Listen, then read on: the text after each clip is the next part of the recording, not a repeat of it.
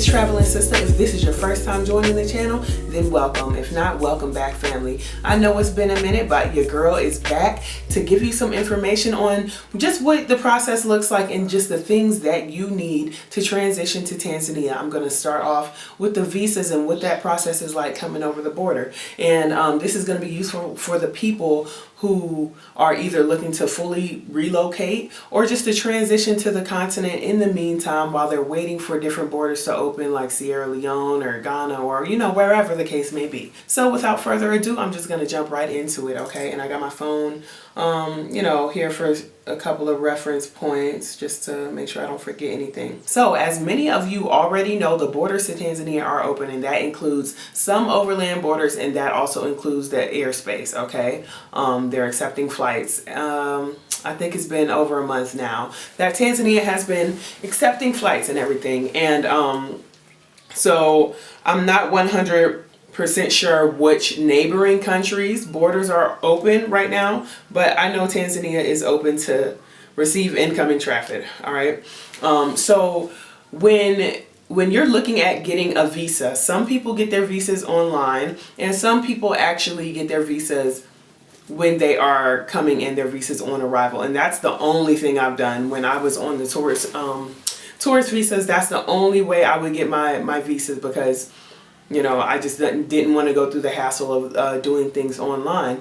And excuse me, personally, I recommend this option of getting your visa on arrival, just because, like I said, some people have met difficulties. Some people only want to purchase a one-way ticket. They don't want a return flight or an outbound flight to anywhere else. And I know that for the process online, that is a requirement that you have a return flight or an outbound flight out of the country. For visa on arrival, basically the process is pretty straightforward. Make sure, I know I said this in other videos, but make sure you have $100 US cash, okay? And this goes for the people, obviously, with the US passports. That's going to buy you a multiple entry visa. For people who, I think all other countries, you are allowed to buy a single entry visa, which is $50 US.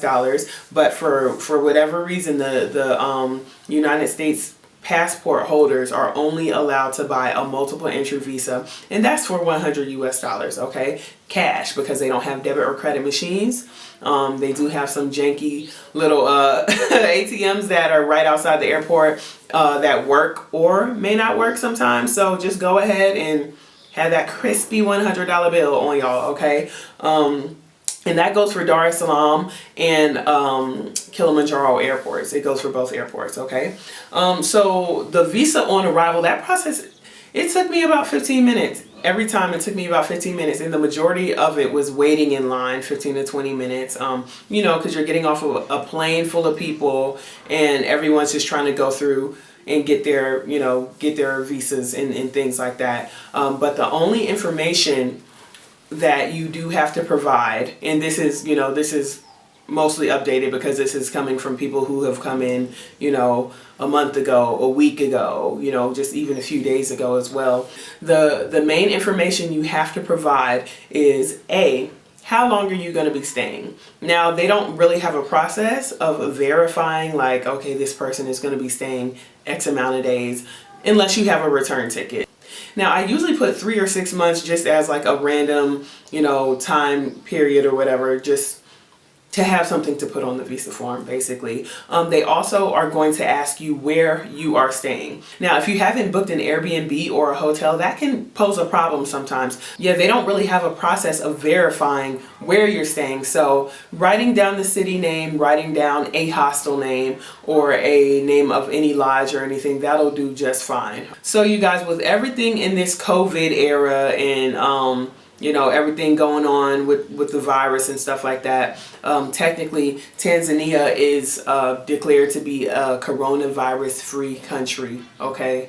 That was officially released a couple weeks ago, I believe, that Tanzania is 100% corona-free. Now, whether you believe the numbers or not, that's up to you. I don't have anything to say about that. I'm just reporting it, all right?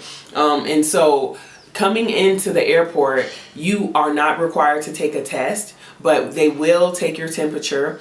They will give you hand sanitizer or make you wash your hands before entering the airport. Also, what a couple people have told me who have come in the past couple of weeks, that, you know, they make you fill out a questionnaire like, have you been around anyone who has been diagnosed or whatever with the coronavirus? Have you been exposed to people, you know, who have the coronavirus? Have you had a fever in the past 2 weeks? Sore throat, headaches, you know, things like that, just symptoms. They're basically, you have to fill out a questionnaire about the symptoms that you may have encountered in the past couple weeks. But if you're healthy and you check no, hey, you're good to go. And also, there's no mandatory quarantine. I know a couple of people who have come in and self-quarantined themselves just for safe measure and just to, you know, like just make sure they were good and not carrying anything from the planes and, you know, things like that. So that's by choice, you know, it's not a requirement. Also, I've been asked a lot about vaccines. So vaccines, in coming into Tanzania, if you're coming from the UK, or if you're coming from the US, or a place that doesn't have a prominence of yellow fever, then you are not required to get the vaccine. Okay, I repeat, you are not required to get the yellow fever vaccine. And that's really one of the only ones that they do ask for at the borders and at the airport. And, you know, if you go on the CDC website, it can be kind of confusing because it is a recommended vaccine, not a required one. Okay, and I have seen a number of cases where the person flying in had a long layover in Kenya and they decided to leave the airport, and when they were coming back in, when they wanted to check in and everything, they were requiring people to have the yellow fever vaccine card. Now it's like a little booklet that you get that, you know, has your name and has you know, the dosage that you took or something along those lines, but it's not a requirement unless you are in an area with high exposure to the yellow fever and things like that.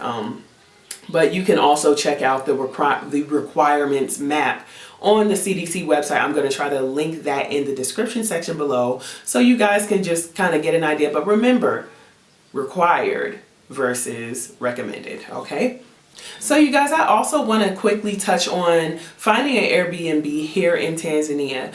Whether you're going to fly into Dar es Salaam or fly up to Kilimanjaro, you know, and explore that area, or explore Arusha, or any of the regions for that matter. So I always just recommend that people go on the app or go on the website for Airbnb, because you can find just a wide price range. I've seen them as low as $10 a day, all the way up to like $200 a day for something super luxurious and things like that. But as I said in one of my previous videos, I personally don't know the people with the Airbnbs, and so I can't recommend any offhand. I know of like 3 Airbnbs here in Arusha, and I don't know the names of them on the app, and I also don't know the owners personally. So in finding an Airbnb, it's just probably best that you go on the app and read the reviews. I would get something with at least 4 stars and up, you know, for the reviews, you know, just to make sure that you're going to be getting in something nice. And read the comments, because a lot of people will tell you like, oh, this person was dirty, or they were nosy, they were like, you know, always like looking around, you know, whatever. They're gonna say what they're gonna say in the comments or in the review section, because people are generally honest when it comes to stuff like that. So just make sure you get something with a good review. So for the areas you're going to be getting it in, a lot of times you can ask the owner, or they might even say in the description whether it's close to town or close to public transportation, because, you know, you don't want to get an Airbnb that's like a whole hour outside of the actual town, unless that's what, you know, what vibe you're going for. But, you know, if you want convenience, then just make sure to kind of ask the question to the owner before, because I do know a lot of areas around here where the Airbnb is kind of far out from the city part, and that's not not what people were necessarily looking for, and it was kind of inconvenient for people. So just be sure to check in with the owner, check in the comment section as well, because they'll let you know like, oh, it was really nice and quiet and this, that, and the third, but it was kind of far from town. So yeah, just be sure to you know, do your due diligence with that. Okay, so as far as people who are going to be fully relocating or temporarily relocating for 3, 4, 6, however many months, we can absolutely help you with home placement. We've been doing that for quite some time now. You know, it's a lot of homes available here in the Arusha area, in Dar es Salaam, also in Moshi area, which is Kilimanjaro. So as far as the housing market, we tend to have more contacts here in Arusha because this is where we live, and you know, this is where we've been doing the bulk of house hunting for people. But we are trying to build a market slowly but surely in the Dar es Salaam area, because not everyone you know, vibes with Arusha. So as of right now, we have a couple of friends that we can reach out to that can absolutely help you guys with you know, things you need to get done in Dar es Salaam. And as I said, I'll go into a little more in-depth explanation and what the process is going to look like in another video, but I just want to let you guys know that offhand, a furnished place is going to be significantly more expensive than an unfurnished place. That's just how it is out here, and sometimes it can even be double. It can be double the price, okay? So I just want you guys to keep that in mind when looking for a place, because I know a lot of people you know, they saw the first video of my place where it was like the 1-bedroom. It was like the very first place I had. This was like 3 years ago. It was a 1-bedroom, a sitting room and a kitchen, toilet, very basic, and that was about roughly $65 per month. And there still are places like that available. It's just a matter of, you know, scouting.